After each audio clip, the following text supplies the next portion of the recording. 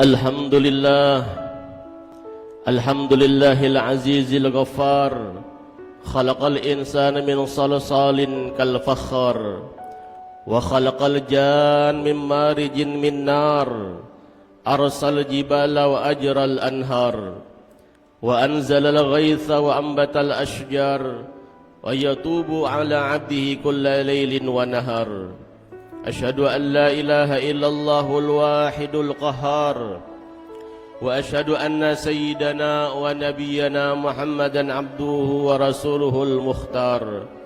Allahumma salli wa sallim wa barik wa karim ala sayyidina Muhammad sayyidil bashar wa ala alihi wa ashabihi al-athhar. Amma ba'du fa ya ibadallah, أوصيكم ونفسي بتقوى الله وطاعته فقد فاز المتقون. فقد قال الله تعالى في القرآن العظيم: يا أيها الناس اتقوا ربكم إن زلزلة الساعة شيء عظيم. معاشر المسلمين جمع صلاة Jumat rahimakumullah. Marilah senantiasa sama-sama kita tingkatkan iman dan takwa kita kepada Allah Subhanahu wa Ta'ala dengan sebenar-benar takwa, yaitu dengan cara mengerjakan segala perintah-perintahnya dan menjauhi segala larangannya. Ma'asyiral muslimin rahimakumullah, salah satu cara untuk mendapatkan bekal hidup duniawi adalah dengan berdagang. Dalam hal ini Al-Quran dan hadis Nabi sallallahu alaihi wasallam telah menjelaskan hukum dan tata cara berdagang yang benar sesuai tuntunan syariat Islam. Karena agama Islam adalah agama yang syamil atau sempurna, maka segala hal yang berhubungan dengan kehidupan manusia di dunia diatur tata cara dan hukum-hukum oleh Islam.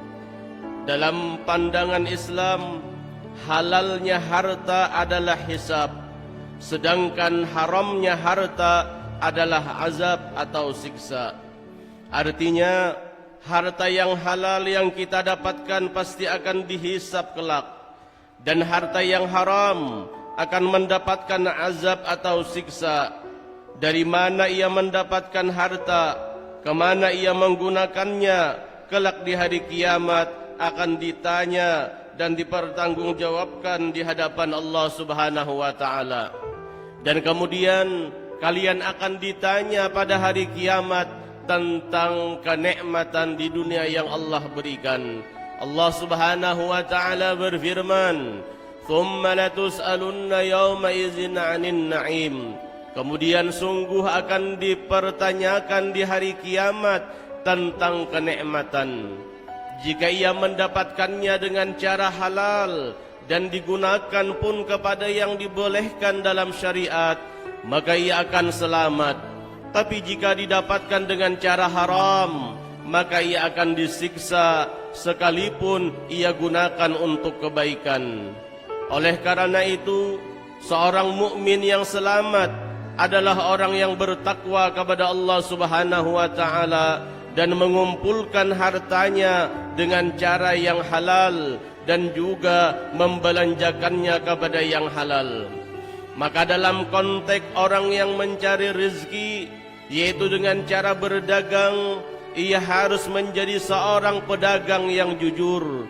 Rasulullah sallallahu alaihi wasallam bersabda, "At-tajiru as-saduqul amin ma'an nabiyyin was-siddiqin wasyuhada was-syuhada." Artinya seorang pedagang yang jujur nanti di hari kiamat akan dikumpulkan Allah bersama para nabi, para siddiqin dan para syuhada. Riwayat yang lain lagi Nabi sallallahu alaihi wasallam bersabda, "Afdalul kasbi bai'un mabrur." Sebaik-baik usaha adalah jual beli yang jujur. Hadirin jamaah Jumat yang dirahmati Allah Subhanahu wa Ta'ala, setiap orang yang ingin melakukan jual beli wajib mempelajari hukum-hukum syariat terkait agar tidak jatuh kepada yang diharamkan. Ia juga wajib menghindari segala bentuk kelicikan, dusta, penipuan dan sumpah palsu. Rasulullah sallallahu alaihi wasallam bersabda, "Innat tujjara humul fujjar." Qalu ya Rasulullah, "Alaysa qad ahallallahu al-bai'a?" Qala, "Bala, walakinnahum yahlifuna fayathamun wa yuhaddithuna fayakdzibun." Sungguh para pedagang, kata Rasulullah sallallahu alaihi wasallam, adalah orang-orang fasik. Maka sahabat bertanya, "Wahai Rasul, bukankah Allah menghalalkan jual beli?" Lalu Rasulullah sallallahu alaihi wasallam menjawab, "Benar.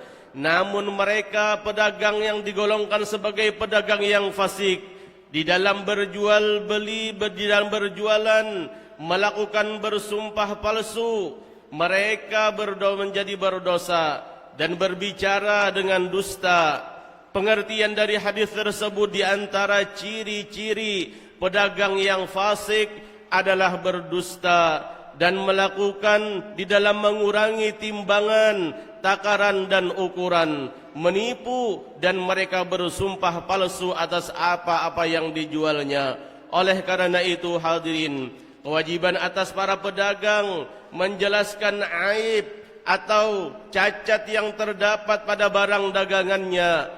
Jika ia tidak memberitahukan, maka ia dianggap telah menipu, berbuat zalim. Jangan sampai menjadikan orang bodoh atau orang susah dan lemah sebagai kesempatan meraup keuntungan dan ujungan yang tidak berkah. Sebagaimana yang dilakukan oleh para pedagang yang tidak memiliki rasa takut kepada Allah Subhanahu wa taala.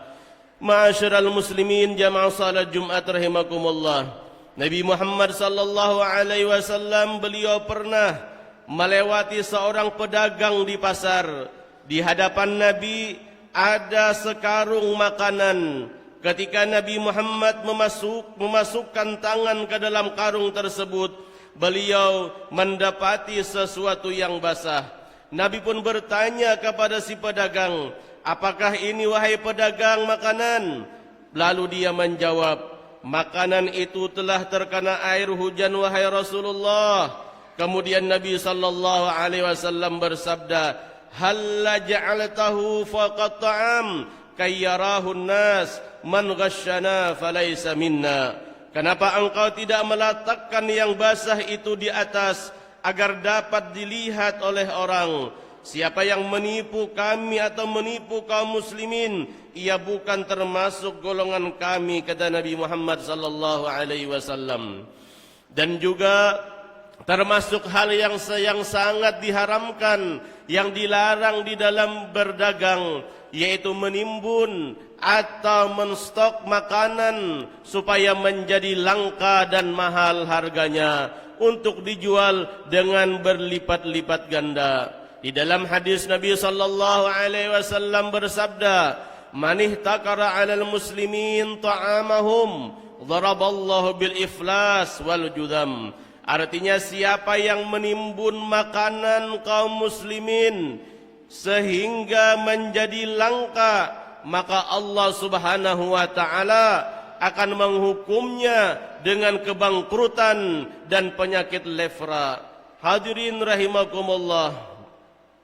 Sebagai ba'dul hukama, sebagian hukama mereka berkata, apabila tidak ada dalam diri seorang pedagang itu 3 perkara, maka tidak akan mendapatkan kerugian di dunia dan di akhirat, dan perdagangannya akan mendapatkan keberkahan. Yang pertama, di dalam jual beli, lidahnya terpelihara dari berbicara dusta, sumpah palsu, dan kata-kata omong kosong. Yang kedua, hatinya harus bersih, terpelihara dari menipu, curang, dan hiri dengki. Yang ketiga, di dalam diri pedagang, hendaknya badannya terjaga, selalu mengerjakan kewajiban dan ibadah seperti salat Jumat, salat berjamaah, dan tidak meninggalkan menuntut ilmu, dan lebih mengutamakan keridhaan Allah Subhanahu wa taala. Jamaah Jumat rahimakumullah, mudah-mudahan Allah Subhanahu wa taala selalu menuntun kita untuk mengerjakan yang diridainya sehingga kita semua selamat dunia dan di akhirat. Mudah-mudahan di akhir umur kita kelak mendapatkan wafat dalam keadaan husnul khatimah. Amin amin amin ya rabbal alamin. Alhamdulillah wassalatu wassalamu ala sayyidina Muhammad ibn Abdullah wa ala alihi wa sahbihi wa man wala. Usikum wa iyaya bitaqwallah. فإذا قرأ القرآن فاستمعوا له وأنصتوا لعلكم ترحمون. أعوذ بالله من الشيطان الرجيم. بسم الله الرحمن الرحيم. يا أيها الذين آمنوا لا تأكلوا أموالكم بينكم بالباطل إلا أن تكون تجارة عن تراض منكم. بارك الله لي ولكم بالقرآن العظيم ونفعني وإياكم بما فيه من الآيات والذكر الحكيم وتقبل مني ومنكم تلاوته إنه هو السميع العليم. أقول قولي هذا وأستغفر الله العظيم لي ولكم ولسائر المسلمين والمسلمات والمؤمنين والمؤمنات فاستغفروا إنه هو الغفور الرحيم. اللهم صل وسلم وزد وعن وتفضل وبارك بجلالك وكمالك على أشرف عبادك سيدنا ومولانا محمد وعن كل الصحابة رسول الله أجمعين. الحمد لله الذي وفقنا الأداء لأداء الجمع والجماعات وهدانا إلى سبيل الاكتساب أكمل السعادات. أشهد أن لا إله إلا الله وحده لا شريك له رب الأرض والسماوات. وأشهد أن سيدنا ونبينا محمدا عبده ورسوله المؤيد بأفضل الآيات والمعجزات. اللهم صل وسلم على سيدنا محمد وعلى آله وأصحابه ما تعاقب الأوقات والساعات. أما بعد فيا أيها المسلمون أوصيكم ونفسي بتقوى الله فاتقوا الله وحافظوا على الطاعة وحضور الجمع والجماعات. واعلموا أن الله صلى على نبيه قديما وقال تعالى إن الله وملائكته يصلون على النبي يا أيها الذين آمنوا صلوا عليه وسلموا تسليما. اللهم صل وسلم على سيدنا محمد وعلى آل سيدنا محمد كما صليت على سيدنا إبراهيم وعلى آل سيدنا إبراهيم وسلم تسليما. ورضى اللهم عن خلفائه وأصحابه ساداتنا أبي بكر وعمر وعثمان وعلي. ورضى اللهم عن الستة الباقين من العشرة الكرام طلحة وسعاد وسعيد وعبد الرحمن بن عوف وأبي عبيدة عامر بن الجراح والزبير بن العوام وعن بقية الصحابة والقرابة والتابعين وتابع التابعين ومن تبعهم بإحسان إلى يوم الدين. اللهم اغفر لنا وللمسلمين والمسلمات والمؤمنين والمؤمنات الأحياء منهم والأموات. اللهم أعز الإسلام والمسلمين. اللهم أصلح الرعية والراعية واجعل اللهم بلدتنا هذه بلدة آمنة مطمئنة وسائر بلاد المسلمين. ربنا آتنا في الدنيا حسنة وفي الآخرة حسنة وقنا عذاب النار. عباد الله إن الله يأمر بالعدل والإحسان وإيتاء ذي القربى وينهى عن الفحشاء والمنكر والبغي يعظكم لعلكم تذكرون. فاذكروا الله العظيم يذكركم واشكروه على نعمه يزدكم واسألوه من فضله يعطكم ولذكر الله أكبر والله يعلم ما تصنعون. أقم الصلاة.